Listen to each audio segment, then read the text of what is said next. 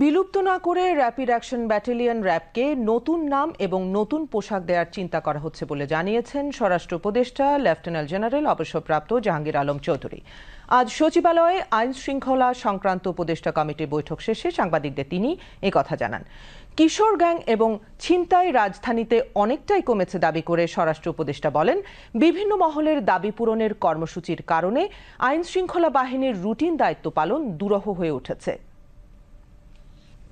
কিশোর gang ছিনতাই আগের থেকে কিন্তু অনেকটা কমছে, বাট তাও এখনো সহনীয় পর্যায়ে আসেনি। এটা প্লাস হলো কি আরেকটা জিনিস আপনি খেয়াল করবেন, দাবি দাওয়া শুনতে শুনতে মানে আমাদের কিন্তু বাহিনীটা তো যেই কাজে ইউজ হবে মানে ওই কাজ না করে অন্য কাজের কিন্তু তাদের চলে যেতে হচ্ছে, স্ট্রেংথ তো কমে যাচ্ছে। এই জন্য আমি আপনাদের অনুরোধ করব, আপনারা এদের সচেতন করেন যে তাদের দাবি দাওয়া থাকলে তারা তার ইনস্টিটিউটের সামনে গিয়ে বলুক, অথবা যদি এরকম বক্তৃতা দিয়ে বলতে হয় তারা সরোয়ার্দী উদ্যানে গিয়ে বলুক।